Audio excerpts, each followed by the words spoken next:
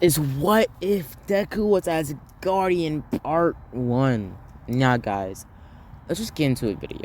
Now, after this video, I will start recording what if Deku was modified. Basically, that's just what Deku was experimented on, stuff like that. Basically, after this video, I will start recording that video, and after that video, I might start editing and planning out my what if Bell had the Omnitrix, as I did that what if a couple years back, like at the beginning of my channel.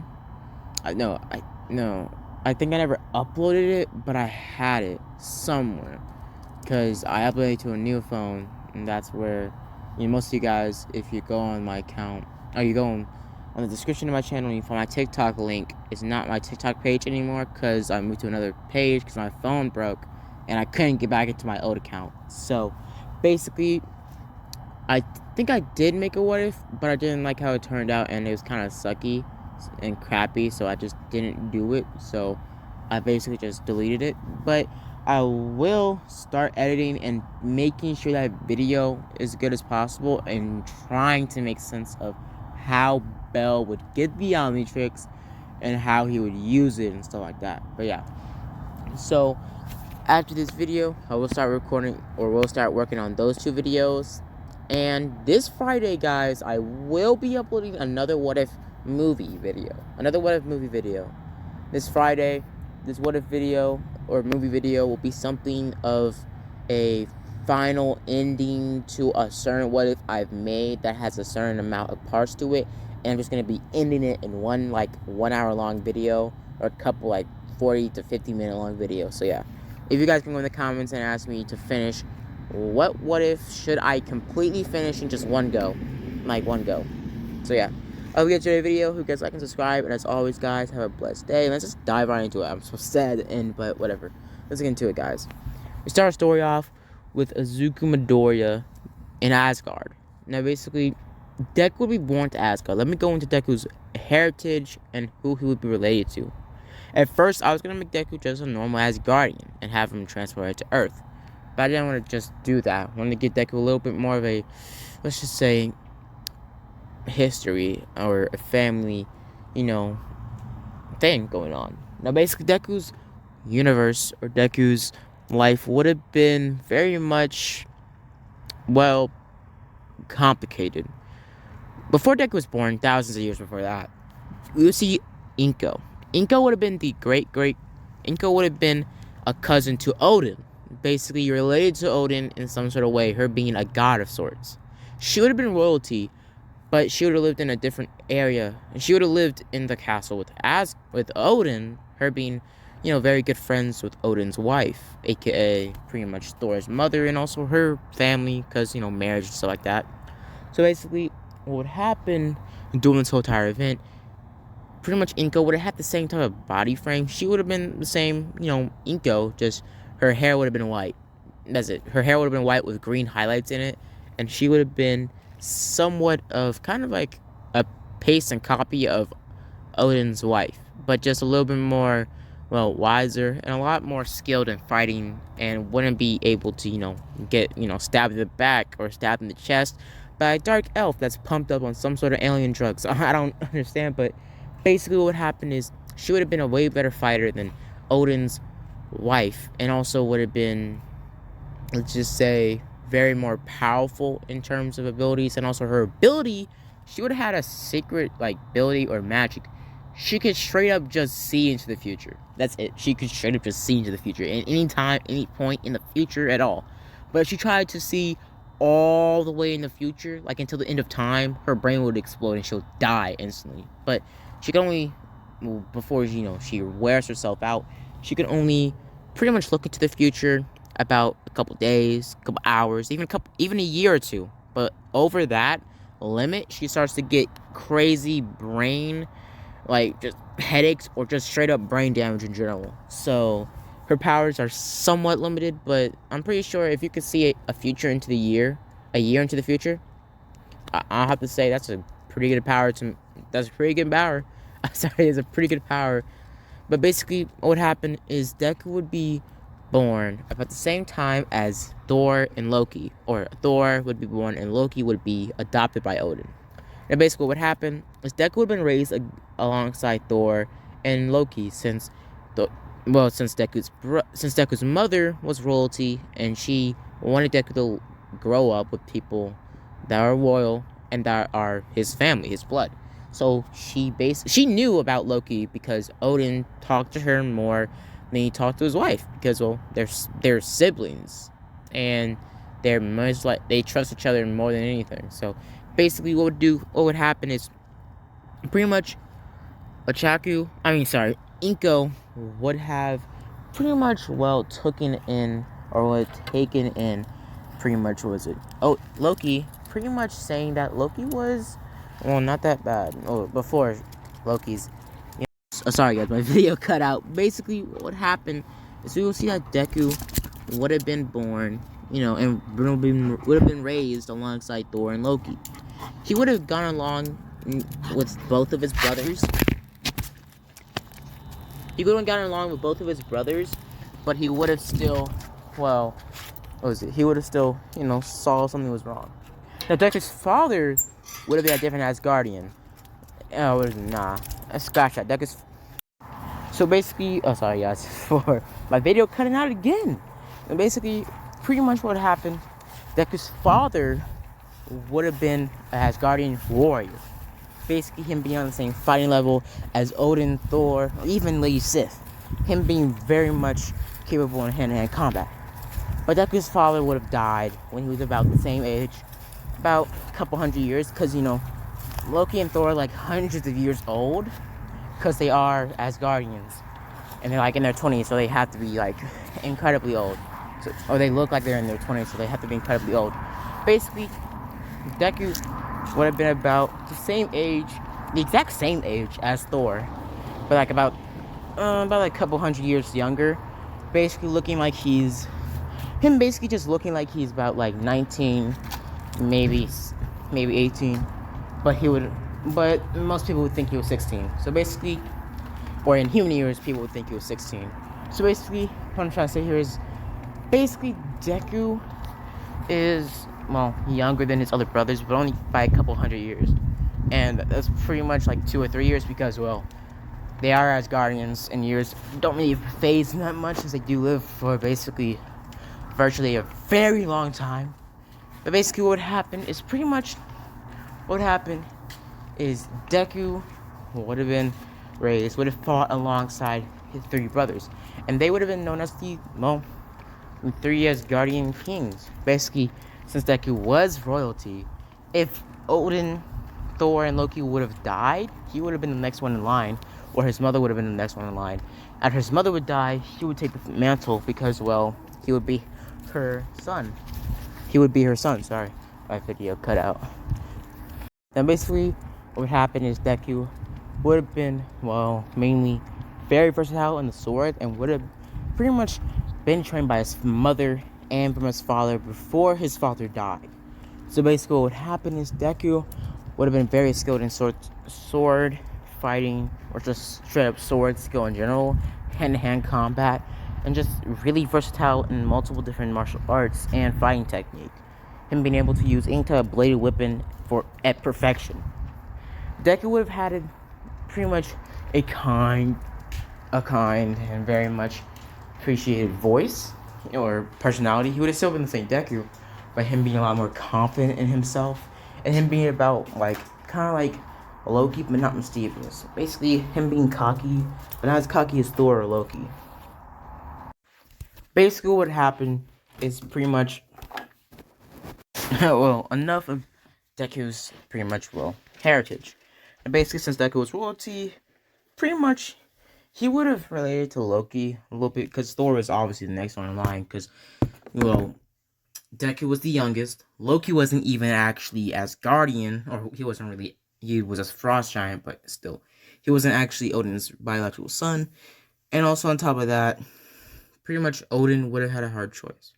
Odin would want to give the throne to Thor, but he would have also wanted to give it to Deku, maybe Loki as well. So basically, what happened is pretty much the first couple years of this, life Deku would have on Asgard would have been similar to him just being in the first Thor movie. So basically what would happen is pretty much what would happen during his first couple of thousands of more years of Deku being on Asgard before what would happen would transpire. Pretty much we see that pretty much doing the events of the pretty much Thor movie, or in this universe's version of the Thor movies, pretty much Deku. So basically what would happen is doing these events, basically doing, what was it, near the end of the movie or doing near the middle of the movie, where Loki and pretty much Thor and their friends would have gone to pretty much, well, what was it, would have gone to the Bifrost, basically settle things with the Frost Giants. Now Deku would have been more of the wiser ones among the three. More like Loki, but just, well, not good per se, because Loki did redeem himself, but later on, basically he was just, well, let's just say, a lot more calm and clear-headed than his brothers.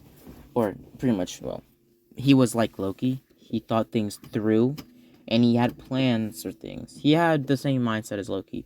He wasn't, filled with jealousy, because, well, he was given everything, and also, pretty much, well, he was pretty much just like Thor, but a lot more kinder, not as cocky, and just a lot more clear-headed, and wasn't, impulsed by emotions or feelings, or just, stupid reasons to do something.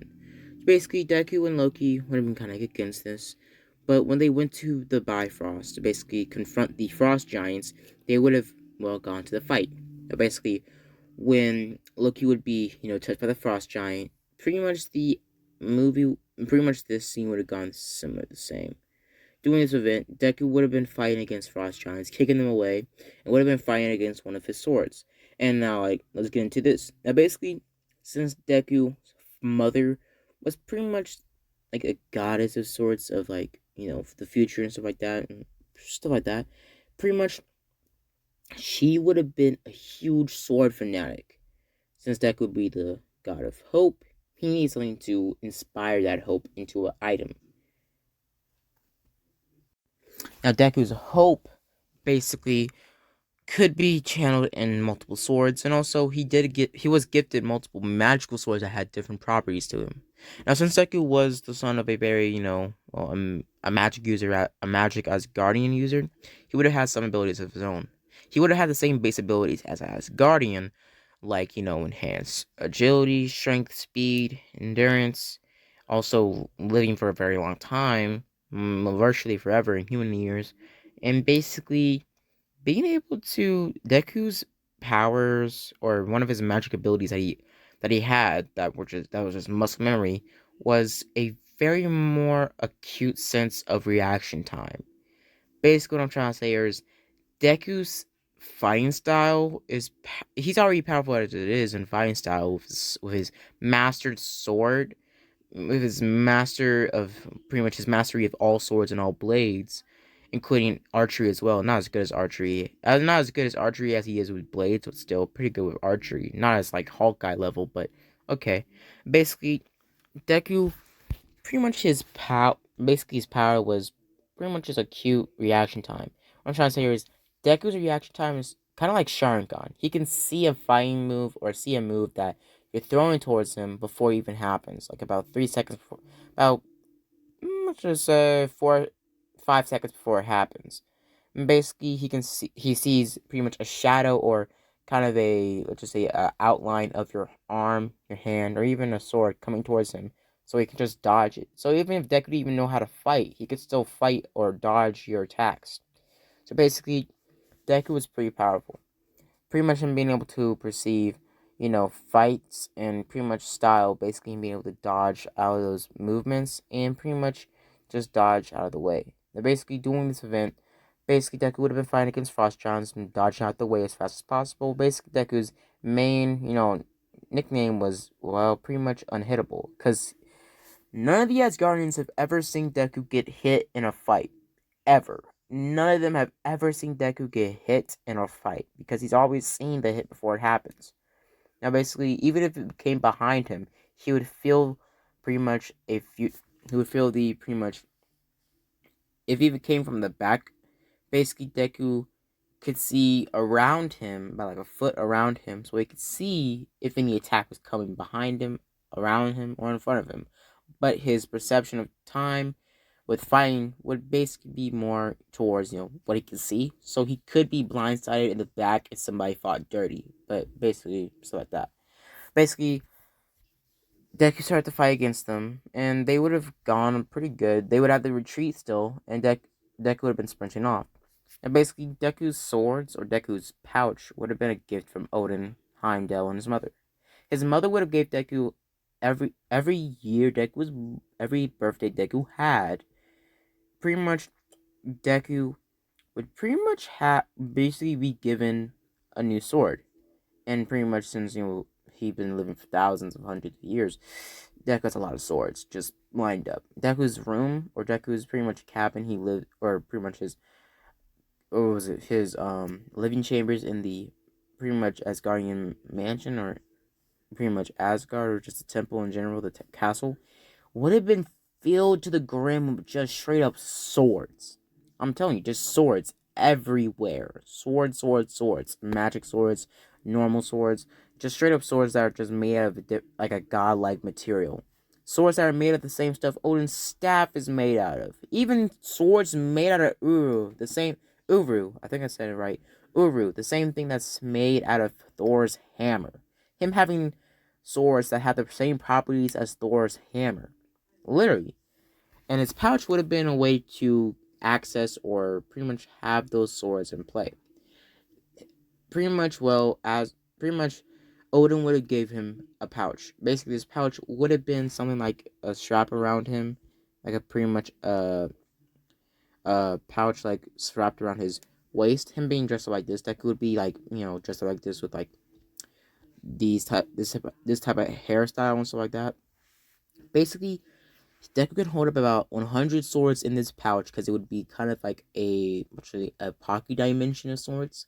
It being big enough to hold about 100 swords, even like 100 like cloud type swords, like from the video game, like those big of swords, like 100 swords. Or if he's carrying smaller swords, like 200. But Deku is a variety. He carries some magic swords, others just normal, very big swords made out of Asgardian metal, and some other swords that are just straight up made out of Uru. Or he only has 2 swords that are made of Uru because there is a very rare metal, but still. So basically, Deku would also have a couple daggers as well. So stuff like that. Now basically, Deku's main sword would have been a magic would have been a magic sword that was given to him by his mother on his first birthday.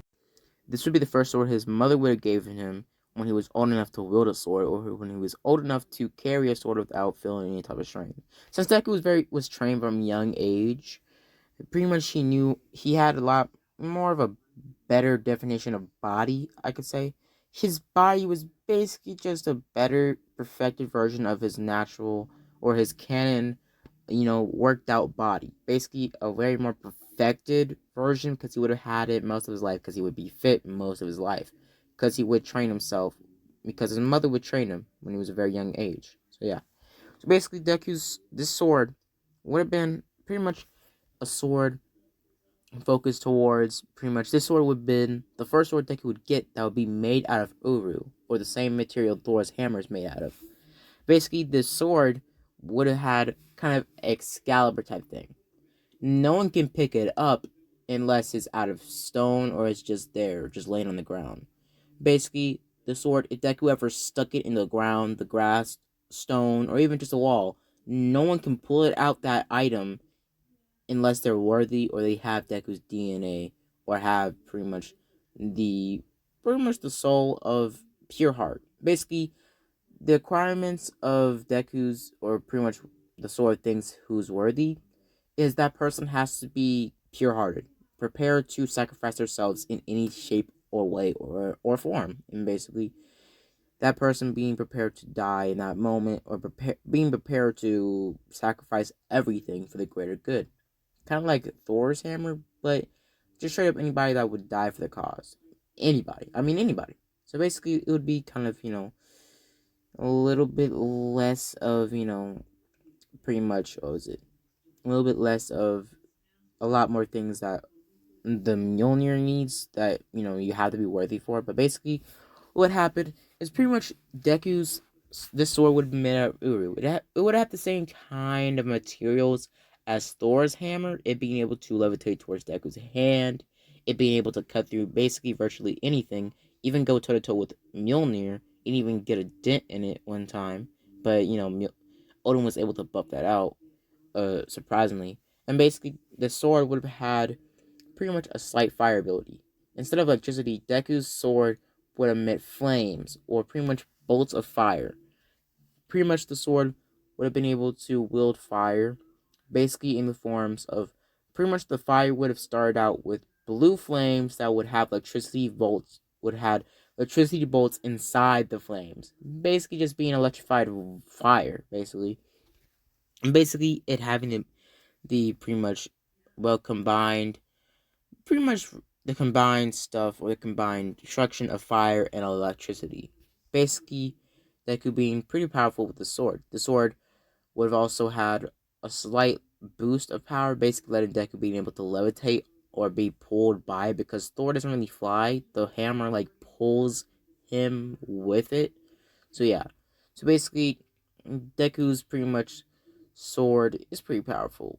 Now basically, Deku's sword, this would be his main fighting technique, or his main sword. Now, a couple of the three main swords Deku would have would be this sword. This sword would be a sword gifted by Deku by Odin.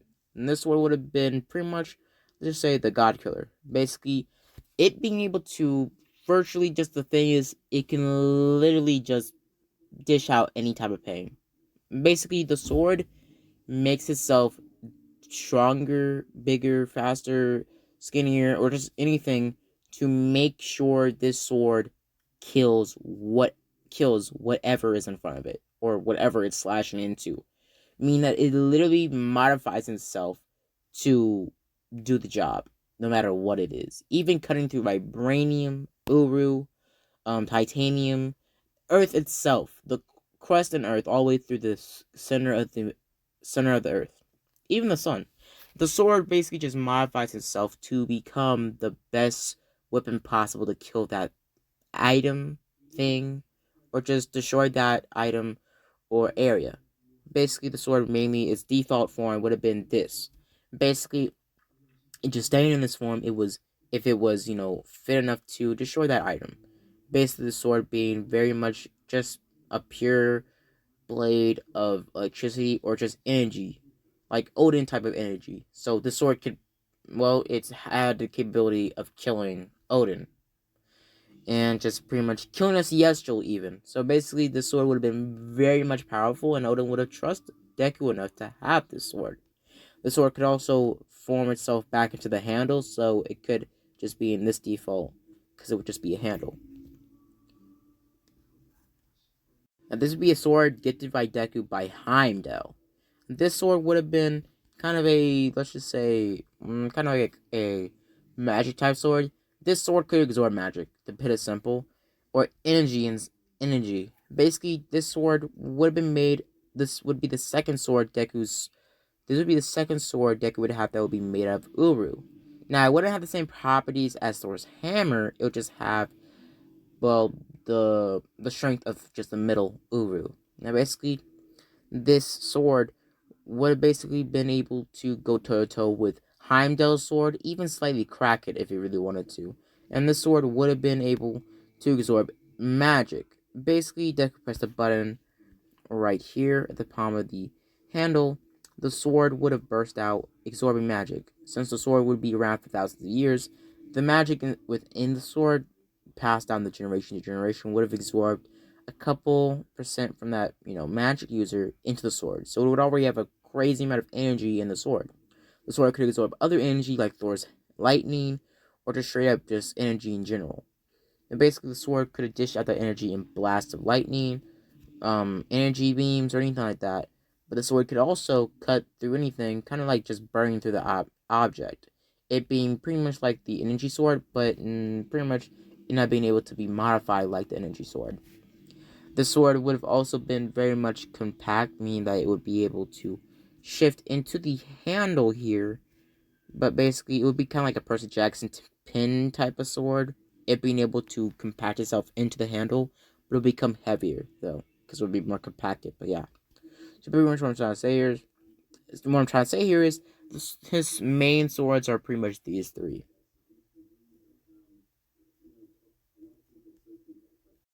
During the fight, basically, they would have retreated from pretty much the Frost Giant fight. Basically, Deku running off, him having, what was it? Him having his main sword in his hands, the whole entire Uru, like Mjolnir type sword. Basically, them running off.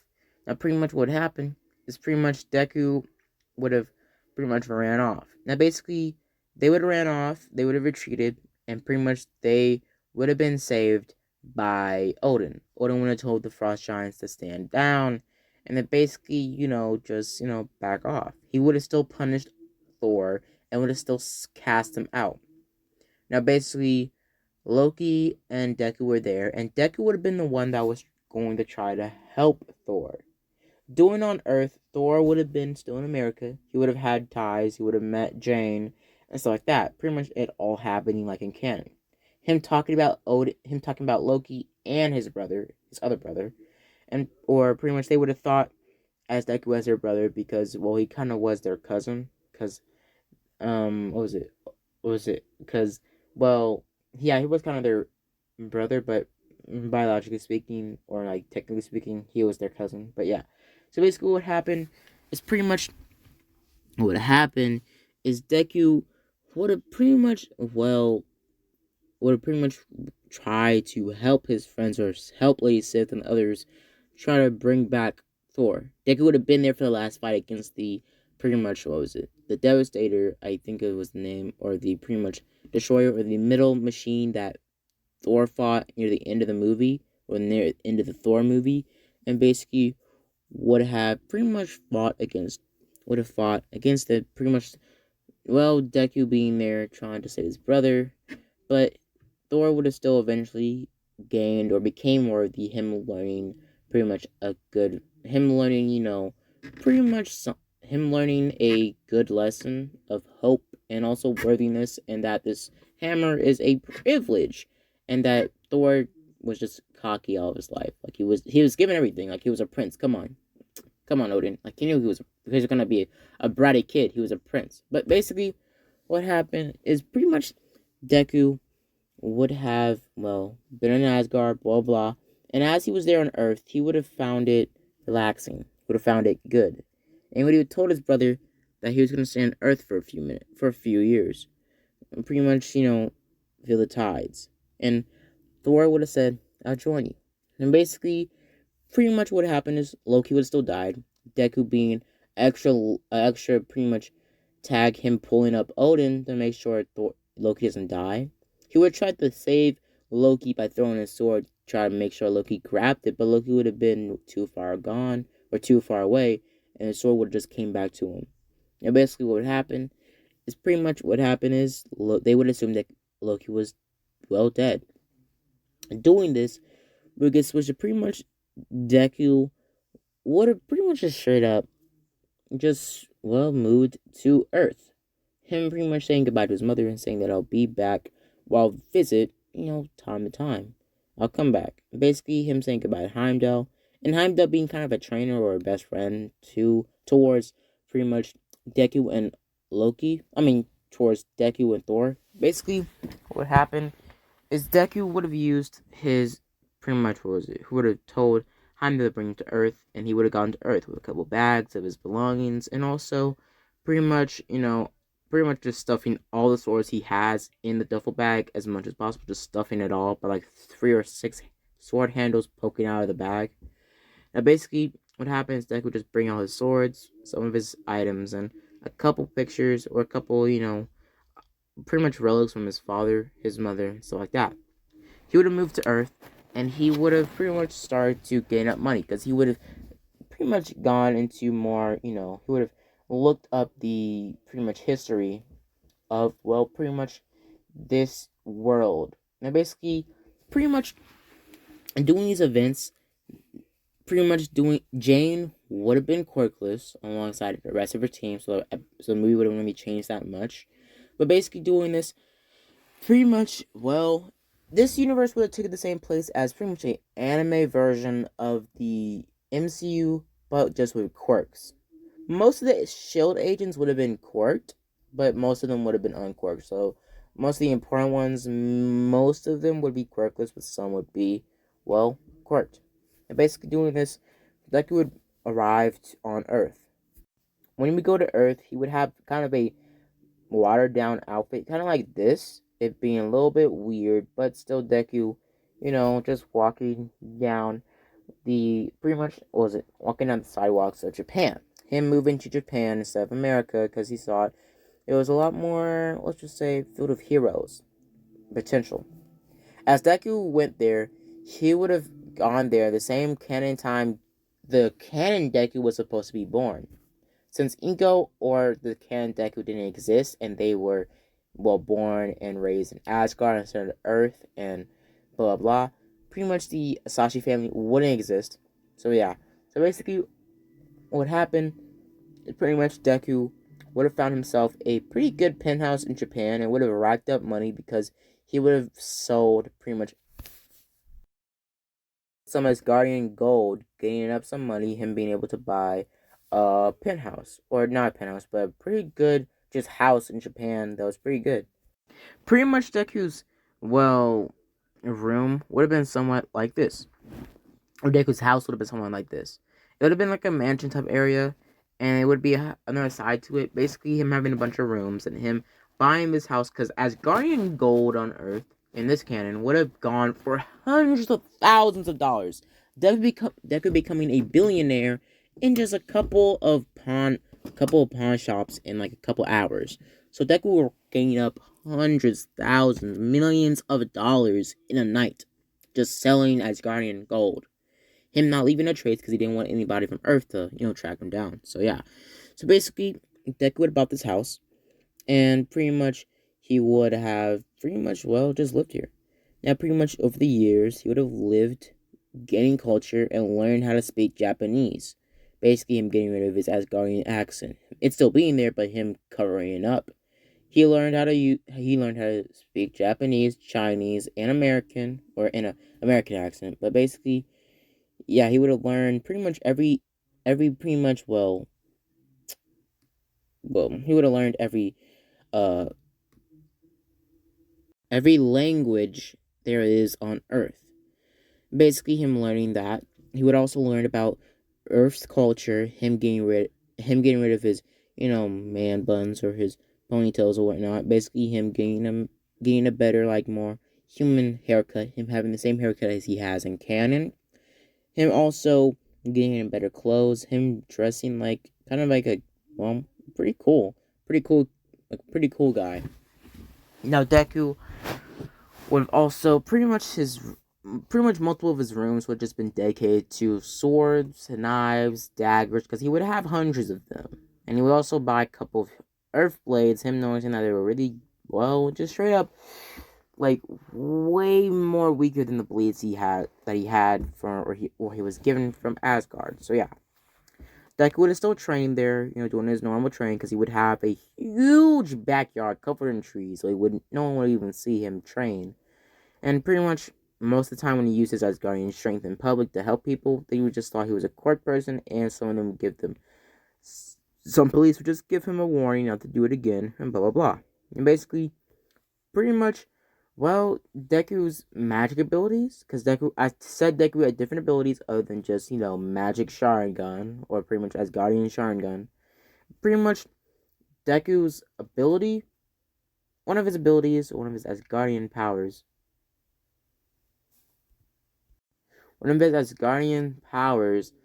would have been pretty much pyrokinesis on a small scale. Deku could absorb or dish out pretty much green flames from both of his hands. Now, basically, these green flames are basically kind of like Human Torch levels of fire, but basically, Deku can't go like supernova or anything, but Deku can channel his flames through a sword that he got from from his father before he died. This flame sword basically would have been very much powerful.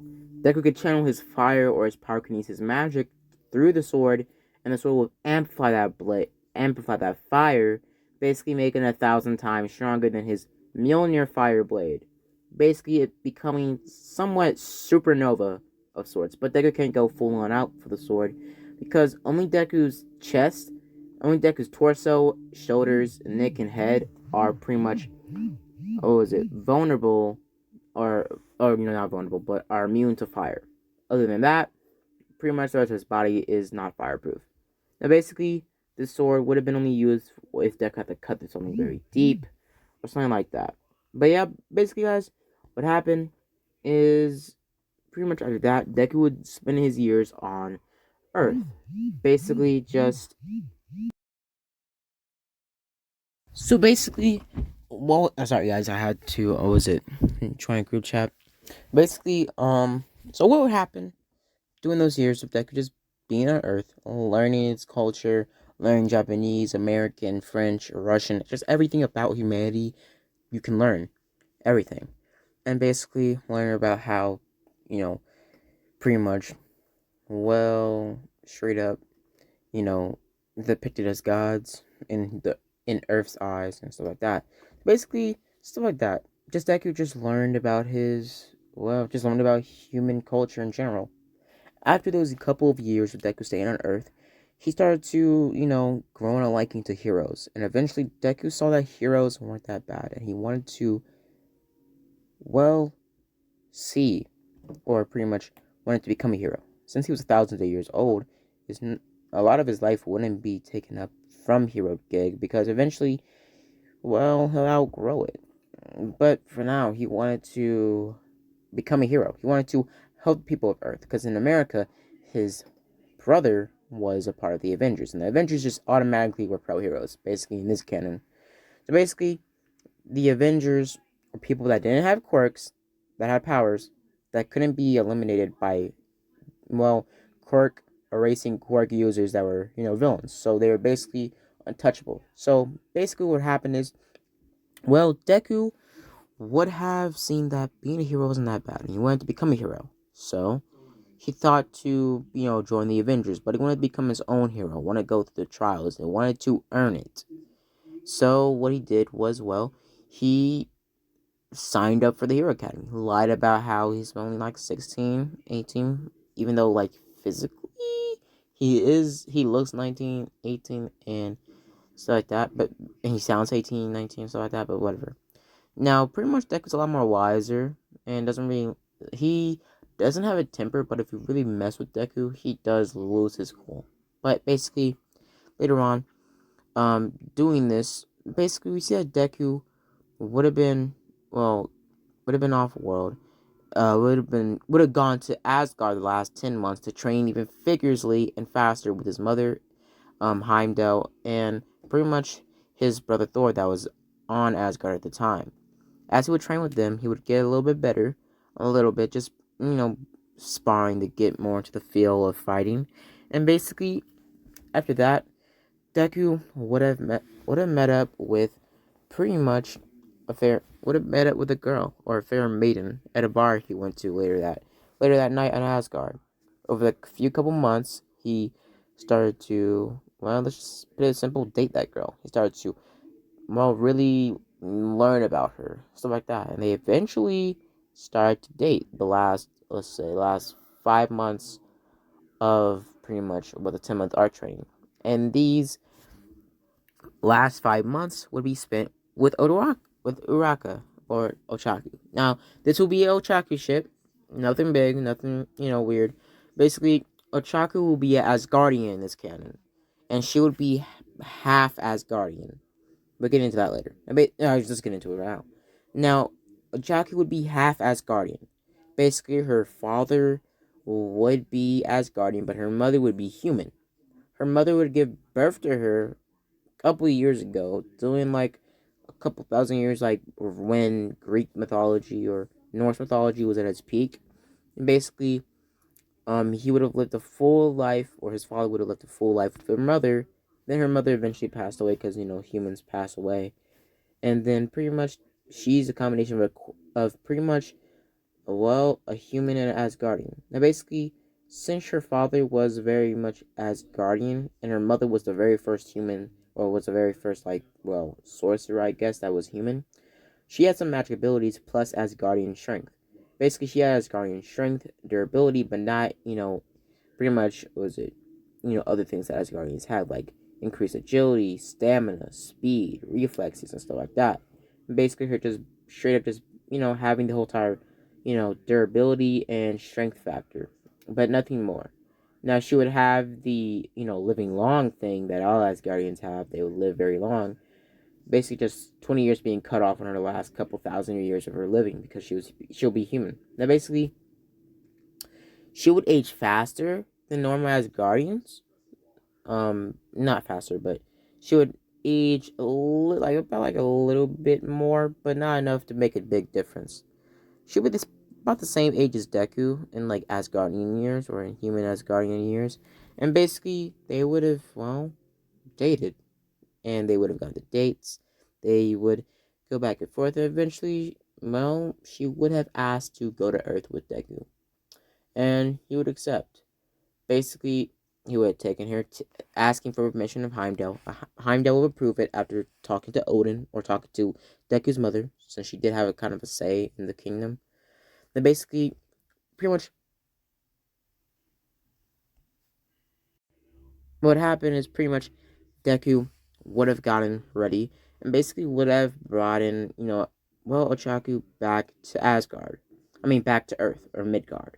He would have, settled her down in his house, and pretty much that night, things would have happened, if you know what I mean. But basically, now doing this, we see that Deku would have been training near the backyard area. Basically, Ochaku joining him, and Ochaku would have been a pretty good fighter. Her father would be a warrior on Asgard's army, so she would know basic Asgardian fighting skills, hand-to-hand combat, and would know how to use an arrow or two. Her being very proficient in archery, like very proficient in archery.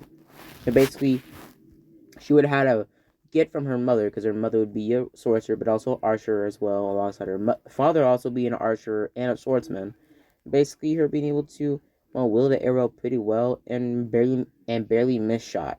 Now, basically, she would also have a slight magic. She can enchant arrows. Basically, she can only, that the weirdest thing, that she can only enchant arrows, just arrows. Like if it, like just straight up arrows or anything that can be made into an arrow, like a stick or like a shaved down stick or like a pointy knife or any type of projectile, she can enchant it. But if it's just a straight up weapon, like a sword or a dagger, she can't really enchant it unless she throws it. So yeah, so basically, she mainly enchants arrows, and she can enchant them to go up in flames, to put a magic curse or a poison, or just straight up just blow up. So stuff like that. Now basically, she would train with Deku, when eventually she would find a liking and would have wanted to join Deku in his journey to become a hero on Earth, and he would have accepted, and they would have started to the relationship would have started to blossom, and at this point they would be dating, straight up dating, girlfriend and boyfriend. And basically, Oyaka and Deku would have gone to UA for the entry exams because it would be the last month of the last 2 months. They would have been on Earth training together and just getting settled in with each other. And pretty much when they went to pretty much UA, they would have walked there together. They would have gotten ready. Them just sitting next to together mean that Bakugo didn't really mess with them. So when they started, Deku sprinted off, Ochaku also sprinted off as well. Now, pretty much she would have been sprinting off, and she would have started to run up to robots, basically using her enchantment skill on multiple pieces of metal. Since she did have Asgardian strength, she started to throw pieces of metal from other broken down robots and enchanting them to make them blow up, pretty much getting up some points. Deku, with his powers, he would have pulled out a sword, basically saying that he had a type of, what was it? Him basically making up a lie about how he has some sort of, pocket dimension quirk that he can pull out swords from any type of bag he had. So he pretty much wrote down his bag was a support item. And basically, Deku's Asgardian strength is also a part of his quirk. Basically, him just having increased, just abilities or strength, durability, speed, and stuff like that. Deku would have been running around, pretty much him using his, pretty much main sword, his Asgardian Mjolnir blade, basically and flying around. As he would fly around, he would be slicing up robots left and right, gaining up a lot of points very quickly. Now, basically, eventually, when he got to the 0 pointer, he would have been running off. So Chaku was gaining up more points and was a lot more stronger. So she was half Asgardian. She wouldn't be cut. She wouldn't be caught underneath the rubble, and she wouldn't be able to sprint away from the 0 pointer with Deku. So she wouldn't be able to be. She wouldn't be saved in this canon. Now they would go off, get more points, and eventually, at a certain point, they will be guaranteed to get into UA. After that, they would have gone back to the house. They would have, well, let's just say spend time with each other, if you know what I mean. Basically, next day, next couple of days, they would get to know from UA that they got in. They would go to UA the next day, getting into the Earth's UA outfits, and they would have walked in class together. And basically, pretty much, Ochaku and then would have walked in class with each other. And Ochaku would have learned to speak Japanese, and pretty much, was it stuff like that. But for just dub sake, she would have had a little bit of a, let's just say, as Guardian type of accent with Japan or with Japanese language, basically. But basically, what would happen is pretty much they would have, well, gone into class 1A. They would have both passed in the class 1A, and Deku would have walked into class 1A with Ochaku. Now, basically, they would have been there just making small talk. Deku's walking around. He would have bumped into Bakugo. Bakugo would have gone off on him and said to back off, and something would be different about Bakugo. Instead of Bakugo being, the normal Bakugo, Bakugo would have had blue skin. Probably wondering, what do you mean? Hear me out. Bakugo's gonna be a frost giant. Hear me out. I might change a lot, but Bakugo's still gonna be the same old Bakugo. It's just that he is a combination of a frost giant and a quirk person. Basically, what was it? In this canon, Katsuki Bakugo, or pretty much Katsuki Bakugo, or Bakugo's mother, is going to be half frost giant. So she would be half quirked, half frost giant, and she would get with Bakugo's canon dad. They would still have Bakugo. Bakugo would have more of a lighter blue skin tone, more of aqua than dark blue, that normal frost giants have, full-blooded frost giants. He wouldn't have that whole entire, touch burn thing, because his mother would basically be half frost giant. And pretty much what would happen is he would have some abilities of a frost giant. He would have, superhuman durability, strength, speed, and pretty much endurance. Also the ability to pretty much, also the ability of, strength, I guess. Oh, no, ice manipulation. Bakugo can make ice manipulation, and also pretty much he could still make explosions, and it wouldn't hurt him because, well, his powers would have complicated, meaning that he was ice proof and fireproof, or he was more resistant to his explosions because, well, he was a frost giant, so he had better anatomy and he could blow off or do a lot more stuff with his quirk. So pretty much Bakugo's body is kind of weird. Now, pretty much Bakugo, half of his sweat can be pretty much ice sweat, so he can blow up icicles like a, protruding icicle blast or something. Kind of like how, if you've seen Gotham, Mr. Freeze's bombs, they shoot out icicles that can cut through people or stab through people's bodies, stuff like that. And other things like Bakugo can make ice explosions, like icicles blowing out of his hands at every direction, stabbing people, or just he can duel them and make them hit people inside the head and knock them out. Or he can shoot ice blasts or make ice constructs, kind of like frost giants can make those, those spear things around their hands. And he also, he can also freeze things with just touching them if he focuses enough. He also sweats nitro and glycerin like he did in canon, him still having his explosion quirk. Now, basically, since he would be half, frost giant, he wouldn't be the same strength as a frost giant, but would be strong enough, or would be the same level of strength as Asgardian. So basically, what would happen is, well, pretty much Deku would have been, well, kind of distraught. He just thought Bakugo was a quirk person.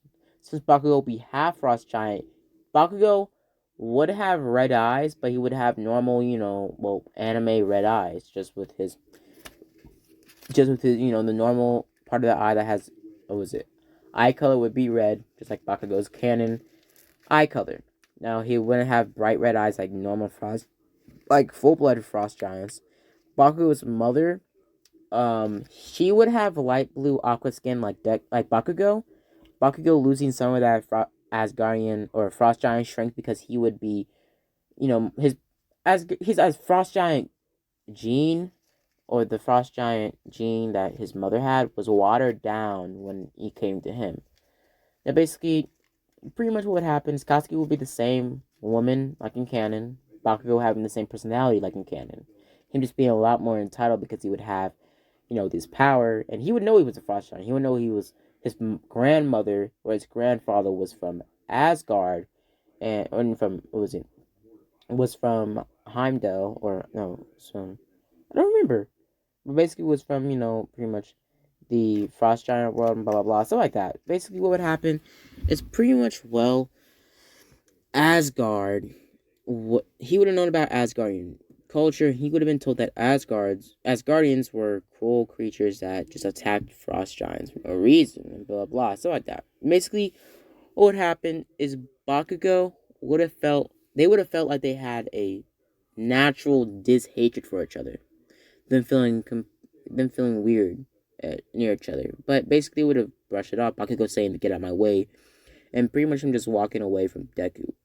Then Deku walking off.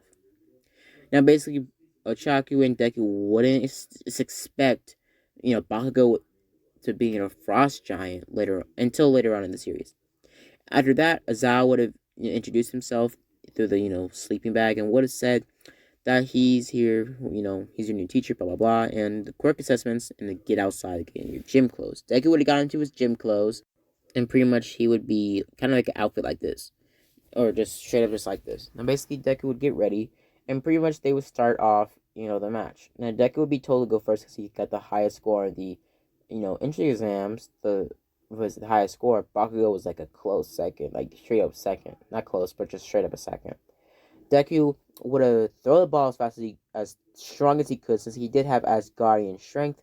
He went pretty far, and basically he got about 2 times faster, about 10 times higher than Bakugo's cannon throw, plus his own, making him throw it almost out of the Earth's atmosphere. Chaku, she would have thrown it pretty well, and she would have thrown it about the same score as Bakugo's original throw, and Bakugo's score would have been the same score as Deku's, the exact same. Now, basically, doing the long jump, Deku would have jumped over it with ease, Ochaku as well, and Bakugo would have, jumped over it pretty quickly. Now, for the grip test strength, for the race, Deku would have gotten a pretty good score. Ochaku would have came in, would have came in third place, and Bakugo would have came in second place right after Deku, because he would have used his ice manipulation to propel himself forward, kind of like Todoroki did, and basically would have made ice underneath him. Having an ice quirk, and Todoroki seeing this. Todoroki, being kind of interested in Bakugo's powers. Now, basically, Bakugo would have walked off, and Deku would have started to suspect something, but he wouldn't go pointing fingers just yet, because he was more clear-headed. He didn't really act brass like his brothers or his brother Thor. Now, basically, doing the grip test strength, they would have gotten all pretty good scores. Bakugo getting second place and Deku getting first, and basically Ochaku getting fourth. Yeah, getting fourth, and pretty much they would get a pretty good score. Now, basically, altogether, they would get handed their syllabus and get told to go back home. As Chaku and Deku will make themselves or start walking themselves back home, you see that pretty much Deku would have been kind of confused, just thinking about Bakugo, about his powers and his skin complexion and his multiple array of powers and stuff like that. It just was weird, but he just threw it away, because he just really wanted to suspect that as a frost giant and a human would have relations and resolve into a half frost giant, half human hybrid. But yeah, so basically what happened is, after that, Bakugo and Deku would make themselves back home, and the rest. They do something. and stuff would have happened, if you know what I mean. But basically, that's where I'm gonna leave off the video. Hope you guys enjoyed the video. Hope you guys like and subscribe. And as always, guys, have a blessed day. After this video, tomorrow I will start recording what if Deku was modified, and that will be a little bit more of a darker what if. So if you're not into Deku getting tortured and stuff like that, and blah blah blah, Deku having, going through a lot of trauma and stuff like that, I would suggest you watching some of my other videos. But yeah, basically, my next video, what if Deku was modified, is gonna be a little bit more. Let's just say it'll have light moments, but it'll be a little bit more abusive, darker, stuff like that. And basically, I hope you guys enjoy the video. Please like and subscribe. As always, guys, be safe out there and have a blessed day.